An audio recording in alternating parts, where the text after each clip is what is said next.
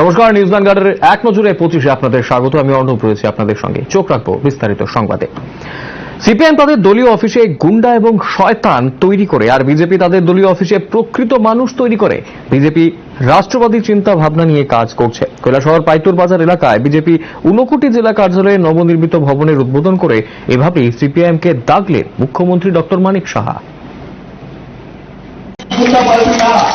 আমরা সত্যিকারের মানুষ নির্মাণের কার্যালয়ে আমরা সেই তৈরি দিশা আমরা তুলি। আমরা রাষ্ট্রবাদী চিন্তাধারায় মানুষকে সচেতন করার, সবকা সাথ সবকা বিশ্বাস আপনার প্রয়াস করার, সেখানে সব ধর্মের লোক। চাকরি ফিরিয়ে দেওয়ার দাবিতে এবার আমরণ অনশনে বসবেন চাকরিচ্যুত 10,323-এর শিক্ষকরা। 20 অক্টোবর থেকে এই অনশনে বসবেন তারা। সাংবাদিক বৈঠক করে এই ঘোষণা দিলেন চাকরিচ্যুত শিক্ষক প্রদীপ বণিক। এখনো পর্যন্ত 142 জন শিক্ষক প্রয়াত হয়েছেন 10,323-এর মধ্যে। সংখ্যাটা কিন্তু আজও সেই একই, 10,323। এবার তারা আমরণ অনশনে বসবেন। যেতে পারি এবং সেই বার্তা যদি আমাদের কাছে যদি না পৌঁছায়, তাহলে আগামী 20 তারিখ থেকে আমরা এই রাজ্যের বুকে 10,323 ক্ষতিগ্রস্ত শিক্ষক সমাজের পক্ষ থেকে প্রথমবারের মতো আমরা হাঙ্গার স্ট্রাইক করব। এলাকায় শান্তি সম্প্রীতি বজায় রাখতে রাজনৈতিক দলের সাথে বৈঠক করলেন প্রশাসনিক আধিকারিকরা। চিত্রটা সোনামুড়া মহকুমার যাত্রাপুরে। বৈঠকের মূল বিষয়বস্তু ছিল আগামী কয়েক মাস পরে বিধানসভা নির্বাচন, তাতে যাতে কোনো ধরনের উত্তপ্ত পরিবেশ তৈরি না হয় তার জন্যই করা হলো এই বৈঠক। বৈঠকে শাসক দল সহ বিরোধীরাও ছিলেন।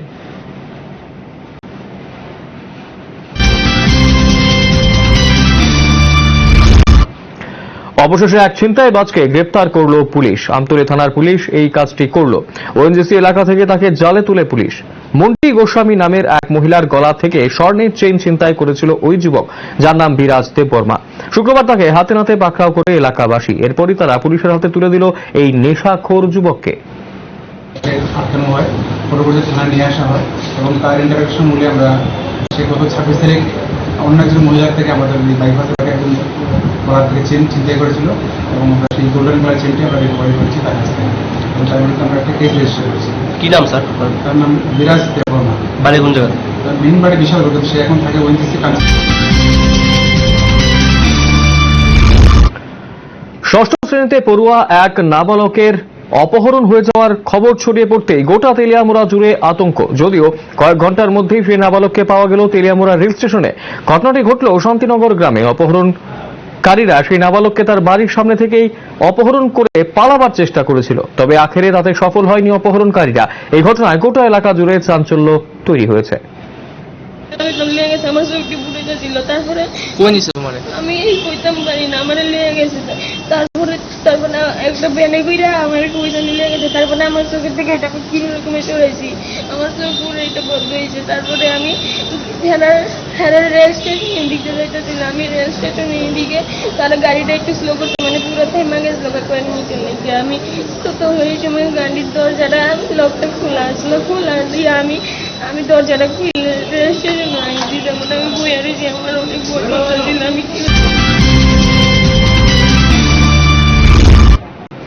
পাচারকালে হাতে নাতে ধরা পড়ল গাঁজা ভর্তি প্যাকেট সহ এক যুবক, নাম শশিয়া দেববর্মা। ঘটনা তেলিয়ামুড়া থানা এলাকায় হাওয়াইবাড়ির নাকা পয়েন্টে। তেলিয়ামুড়া থানার এসআই বিশ্বজিৎ দাস অন্যান্য দিনের মতোই ভেহিকেল চেকিং এ বসে সন্দেহবশত নম্বরবিহীন একটি নীল রঙের স্কুটিতে তল্লাশি চালিয়ে উদ্ধার করে এই গাঁজাগুলো। স্কুটিতে 3 প্যাকেটে ছিল গাঁজাগুলো। আটক যুবকের বিরুদ্ধে এবার তদন্ত চালিয়েছে পুলিশ।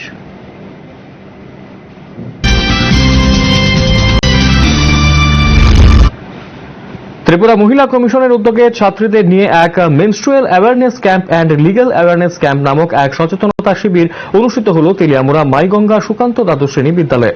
এদিনের এই সচেতনতামূলক শিবিরে উপস্থিত ছিলেন ত্রিপুরা মহিলা কমিশনার চেয়ারপারসন বর্ণালী গোস্বামী, ত্রিপুরা মহিলা কমিশনের ভাইস চেয়ারপারসন অ্যাডভোকেট অস্মিতা বণিক, তেলিয়ামুড়া মহকুমা হাসপাতালের চিকিৎসক ডক্টর প্রণয় দাস, মাইগঙ্গা গ্রাম পঞ্চায়েতের প্রধান সুকমল কর সহ অন্যান্যরা। এই সচেতনতামূলক শিবিরের প্রদীপ প্রজ্বলন করে উদ্বোধন করেন রাজ্য মহিলা কমিশনের চেয়ারপারসন বর্ণালী গোস্বামী। বিভিন্ন রকম শারীরিক সমস্যা নিয়ে ছাত্রীদের সচেতন করার উদ্দেশ্যে এই সচেতনতামূলক শিবির অনুষ্ঠিত হল। পরবর্তীতে দিনের এই সচেতনতা শিবিরে বিনামূল্যে ছাত্রীদের মধ্যে ন্যাপকিন বিতরণ করা হয়।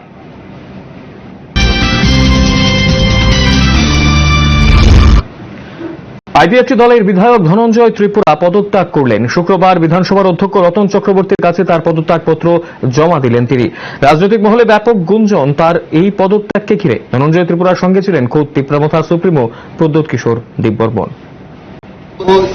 এমন যে প্রেজেন্ট সিচুয়েশন जों যত ফানসাবো जों সামগ্রিক দরকার যেহেতু চিনি হাববাগরা জন অবক্ষা जों যত তীব্রতা এজে তীব্রতা হিসাবে আন এমএলএ অবচির স্থায়ী পৌঁছে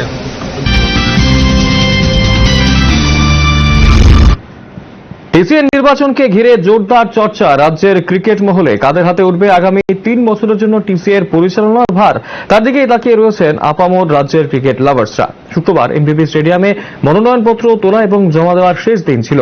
এতে 26 জন এদিন মনোনয়নপত্র দাখিল করলেন। তার মধ্যে একটি প্যানেলও দাখিল করল এদিন 16 জনের, যার মধ্যে সম্পাদক, সহ সম্পাদক, কোষাধ্যক্ষ, সভাপতি এবং সহসভাপতি রয়েছেন।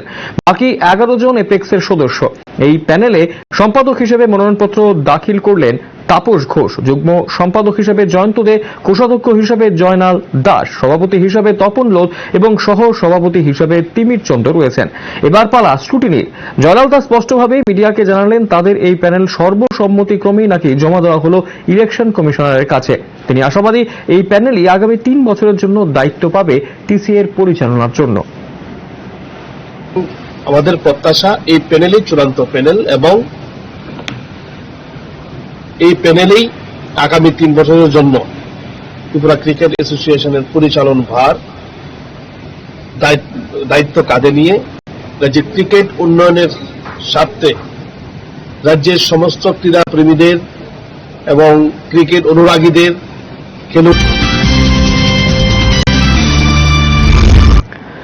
জিবি বাজার এবং ইন্দ্রনগর এলাকায় নেশা বাণিজ্যের রমরমা। দুটো এলাকার যুবক যুবতীরা নেশার কবলে পড়ে রীতিমতো ধ্বংসের দিকে ধাবিত হচ্ছে। প্রাপ্ত খবর এরকম যে 3 জন লোক সরাসরি জড়িয়ে রয়েছে এই নেশা কারবারের সাথে। তারা হলো পার্থ ঘোষ, শিবানী ঘোষ এবং উত্তম রায়। এই 3 জন বিরুদ্ধে সরাসরি অভিযোগ করলেন একজন গৃহবধূ, তার বাড়ি ওই এলাকায়। রাজ্য সরকারের দৃষ্টি আকর্ষণ করে গৃহবধূর আবেদন এই নেশা বিক্রেতাদের যাতে কিছু করে সরকার। একটা লোক বিবাজার দিয়ে পুরা একদম শেষ করে দিচ্ছে নেশার লিগে আপনার কয়েকটা আমরা ভাই এবং আমার হাজব্যান্ড এখন রিহাব সেন্টার আছে, মানে পুরো আমার কমতে আছে এই কারণে।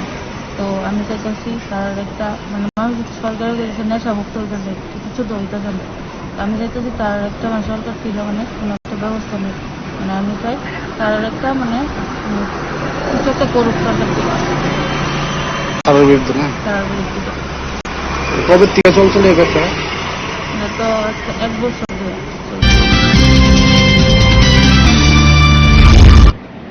সারা ভারত গণতান্ত্রিক নারী সমিতি 3য় ধলাই জেলা সম্মেলন অনুষ্ঠিত হল আমবাসায়। আমবাসাস্থিত সিপিএম ধলাই জেলা কার্যালয়ে হল এই সম্মেলন। এই সম্মেলনে উপস্থিত ছিলেন সারা ভারত গণতান্ত্রিক নারী সমিতির রাজ্য সভানেত্রী রমণী দেববর্মা সহ অন্যান্য নেতৃত্বরা। এদিনের এই সম্মেলনে নারী নির্যাতন ও নারীদের অধিকার নিয়ে আলোচনা করলেন নেতৃত্বরা। পাশাপাশি এই দিনের সম্মেলনে নারী সমিতির আগামী দিনের বিভিন্ন সাংগঠনিক বিষয় নিয়েও আলোচনা করলেন প্রত্যেকে।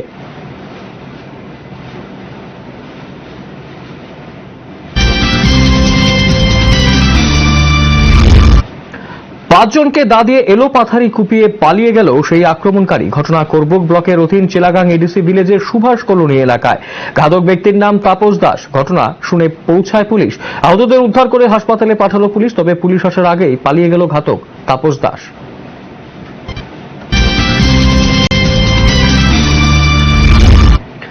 ইন্ডিয়ান একাডেমি অফ পেডিয়াট্রিকের উদ্যোগে এক রক্তদান ও অর্গান ডোনেশন শিবির হল আইজিএমে। এর আয়োজনে উপস্থিত ছিলেন বিধায়ক ডক্টর দিলীপ দাস সহ এজিএমস এর মেডিকেল সুপার সঞ্জীব দেববর্মা। বিধায়ক ডক্টর দিলীপ দাস উপস্থিত অতিথিরা শিবিরে ঘুরে সকল কাজকর্ম পরিদর্শন করলেন, কথা বললেন রক্তদাতাদের সঙ্গে। শিবিরে বক্তব্য রাখতে গিয়ে চিকিৎসকদের এ জাতীয় কর্মকাণ্ডের ভূয়সী প্রশংসা করে বিধায়ক দাস বললেন, অর্গান ডোনেশন বিষয়ে সাধারণ অর্গান ট্রান্সপ্লান্টেশনের বিষয়ে সাধারণ মানুষের মধ্যে এখনো একটা ভীতি রয়ে গেছে। এ ব্যাপারে তেমন কোনো স্পষ্ট ধারণা নেই জনগণের। চিকিৎসকের এই উদ্যোগের ফলে মানুষ সচেতন হবে।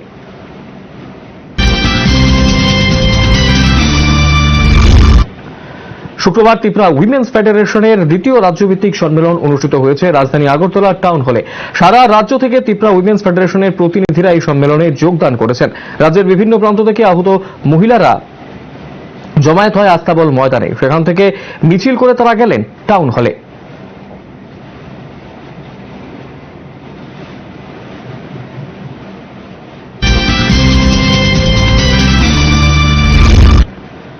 প্রতি ঘরে সুশাসনের অঙ্গ হিসাবে চণ্ডীপুর ব্লকের অন্তর্গত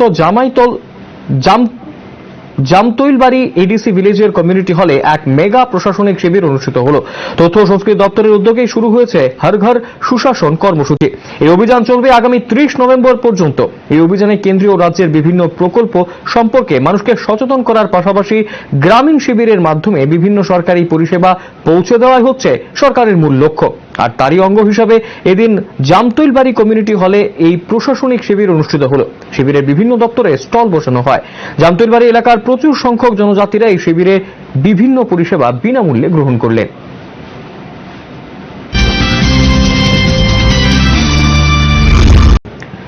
সন্ত্রাসবাদী কার্যকলাপের সাথে যুক্ত থাকার অপরাধে ফের গ্রেপ্তার এক কুখ্যাত জঙ্গি। তার নাম জ্যাকব রাঙ্খল। বৃহস্পতিবার রাতে বিশালগড়ের প্রভুরামপুর থেকে তেলিয়ামুড়া থানার পুলিশ তাকে গ্রেপ্তার করে এবং শুক্রবার আদালতে সোপর্দ করল।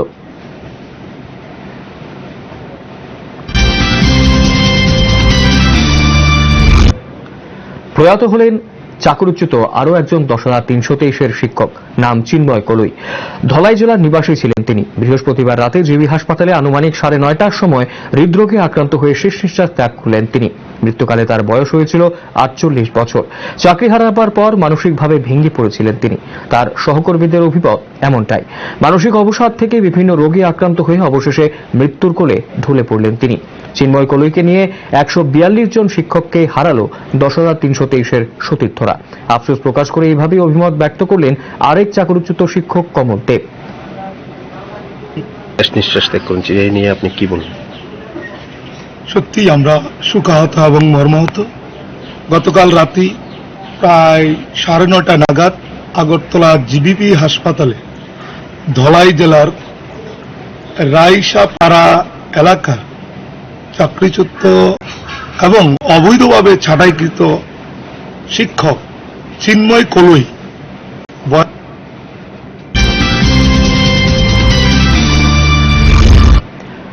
14 অক্টোবর বিশ্ব প্রবীণ দিবস। এই দিবসটিকে পালন করা হলো এজিএমসির আগরতলা সরকারি মেডিকেল কলেজে। এই দিবসের উদ্বোধন করলেন স্বাস্থ্য দপ্তরের সচিব ডক্টর দেবাশিস বসু এবং ডাইরেক্টর অফ মেডিকেল এডুকেশন। অনুষ্ঠানটি হল মেডিকেল কলেজের উপরতলার কনফারেন্স হলে। এই ধরনের আয়োজন খুবই খুশি হলেন স্বাস্থ্য দপ্তরের সচিব দেবাশিস বসু। আয়োজকদের প্রশংসাও করলেন তিনি। এবং 2020 থেকে আপনারা এই সেলিব্রেশনগুলি করছেন এবং আরো ব্যাপক পরিসরে এই প্রোগ্রামটা যাতে চালানো যায়, আমি সেই জন্য আরটিসি যারা আধিকারিক আছেন, ডক্টররা আছেন, তাদেরকে অনুরোধ করব। গ্রামীণ কাঁচা সুপারি বাজারজাত করা রাজ্যের আসামে বিক্রি করতে পুলিশের বাধা। মার খাচ্ছে ত্রিপুরা সরকারের কর। প্রতিবাদে আসাম আগরতলা জাতীয় সড়ক অবরোধ উত্তর ত্রিপুরা জেলার নোয়াগাং এলাকায়। সকাল 10:30 থেকে টায়ার জ্বালিয়ে জাতীয় সড়ক অবরোধ করলো সুপারির চাষি সহ ব্যবসায়ীরা। স্থানীয় বাগবসা পুলিশ ঘটনাস্থলে আসলেও প্রশাসনের কোনো আধিকারিককে দেখা মিলল না।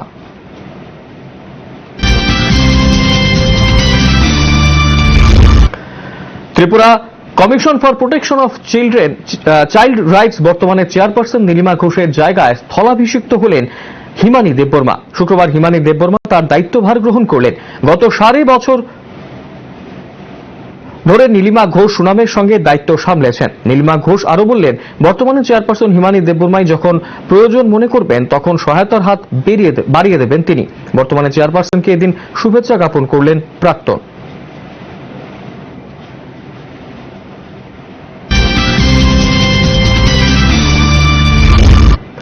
দেশে একদিনে করোনা ভাইরাসে আক্রান্ত হয়েছে 2,678 জন, আর করোনা থেকে সুস্থ হয়ে উঠেছে 2,594 জন। তবে এই মহামারী প্রতিরোধে গত 24 ঘন্টায় প্রায় 5,94,000 ডোজ ভ্যাকসিন দেওয়া হয়েছে।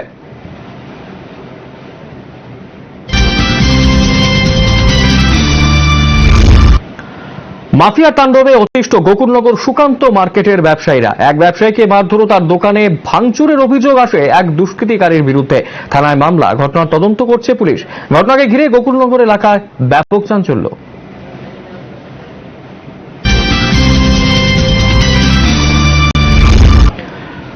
সাম্প্রতিক সময়ে স্নাতক শিক্ষক পদে 258টি এবং অস্নাতক শিক্ষক পদে 256টি অফার বিলি করছে শিক্ষা দপ্তর। শুক্রবার উমাকান্ত ইংলিশ মিডিয়াম স্কুলে অস্নাতক পদে অফার প্রাপ্তদের অফার জমা নেওয়ার কাজ শুরু হয়েছে। আগামী 18 অক্টোবর থেকে শুরু হবে স্নাতক শিক্ষক পদে অফার জমা রাখার কাজ।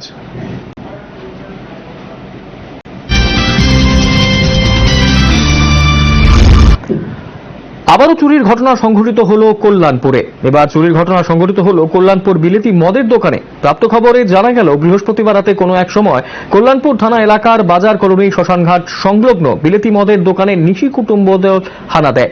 অভিযোগ, রীতিমতো দোকান ঘরের টিন কেটে চোরের দল হানা দেয়, নিয়ে যায় বিভিন্ন ব্র্যান্ডের মদ। খবর পেয়ে ঘটনাস্থলে শুক্রবার সকালে ছুটে যায় কল্যাণপুর থানার পুলিশ। তদন্ত রয়েছে পুলিশ।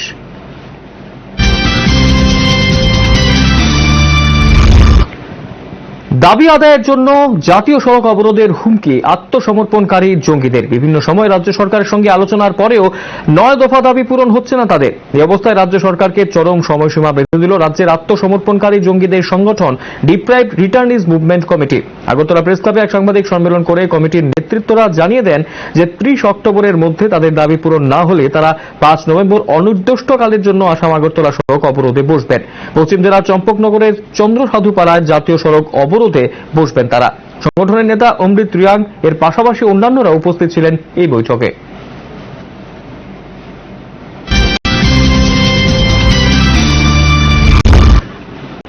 এখনকার মতো 1 নজরে 25 এই পর্যন্তই। পরবর্তী লেটেস্ট নিউজ আপডেটস দেখতে শুধুমাত্র চোখ রাখবেন নিউজ ভ্যানগার্ডের পর্দায়। নমস্কার।